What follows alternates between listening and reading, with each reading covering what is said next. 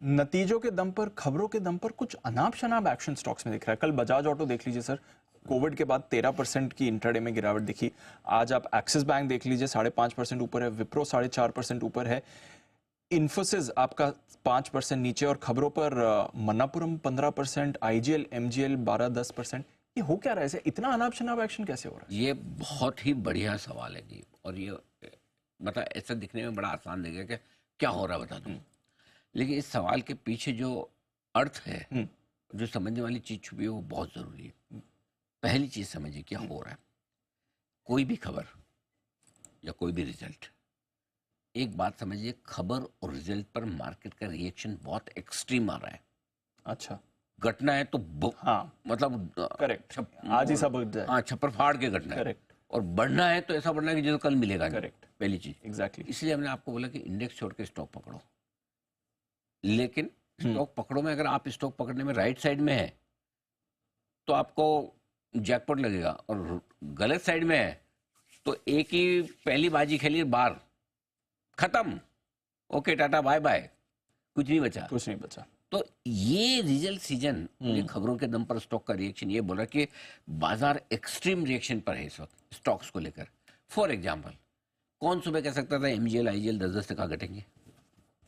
मनापुरम घटेगा, सबको पता था, मुझे भी पता था, आपको भी था। 15% 20% घटेगा, किसको पता था? करेक्ट। ये जो रिएक्शन एलटीआई माइंड, सबसे बड़ी बात देखो, कहां से 7% घटने जैसे रिजल्ट है? मुझे नहीं है। एक ब्रोकरेज ऐसा रिपोर्ट नहीं जो बोले कि 7% नहीं है। इसका मतलब क्या है? मार्केट पोजीशनिंग पे बहुत बड़ा फोकस कर रहा है। और जिन स्टॉक्स में पोजीशनिंग एक स्पेसिफिक बनी हुई तेजी की, और अगर कोई भी खराब खबर अनएक्सपेक्टेड आ गई तो उसकी जो धुलाई पिटाई हो रही है, पूछे बस। सिमिलरली किसी लिहाज से विप्रो का गाइडेंस ऐसा नहीं कि वो 5-6% बढ़ जाए कोई हिसाब से नहीं है। एडीआर तो 5% घटा भी था। कौन एडीआर, किसका एडीआर, किसका गाइडेंस? करेक्ट। सब अगर बढ़ना है तो बढ़ना है। सिमिलरली आप देखिए एक्सिस बैंक का रिजल्ट 6% बढ़ने जैसे नहीं है। एग्जैक्टली। खराब नहीं है हम बात। और शॉर्ट पहले 2% नीचे बंद हुआ था, तो हमने कहा जितना नीचे गया उतना बढ़ जाएगा, 2-3% नीचे शॉर्ट नहीं करना, वो बराबर है। लेकिन 6% बढ़े, ऐसे भी इतने भी एक्सिस बैंक ने कोई ऐसे मतलब चांद तारे नहीं तोड़ दिए। कौन सा है तेरे लिए 16 सितारे तोड़ लाऊंगा, ऐसा कुछ था ना? हाँ, कुछ तो ऐसा गाना है ना तेरे लिए। हाँ ऐसा आशु जी को मालूम होगा। हाँ, मतलब चांद तारे साथ में 16 सितारे, ऐसा कुछ था ना? हाँ, कुशल पता। तेरे वास्ते। हाँ, वो फलक से मैं चाह रहा हूँ, अब याद आया। हाँ, तो वैसे भी 16-17 सितारे साथ लाऊंगा टाइप का नहीं, ऐसा कुछ नहीं किया भाई एक्सिस ने। बट ठीक है, रिएक्शन। नेक्स्ट, मेटल्स को देखिए जी। चाइना की खबर है, 3% चाइना उछला ही उछल गए। बहाना चाहिए। सो पॉइंट ये है कि आज के सेशन से एक चीज समझनी है, और अगले कुछ दिनों तक जो समझना है, स्टॉक स्पेसिफिक रिएक्शन बहुत शार्प और बड़े हो सकते हैं। आपको गलत साइड पे नहीं रहना है, वो आप डिसाइड नहीं कर सकते गलत साइड पे हैंगनी है।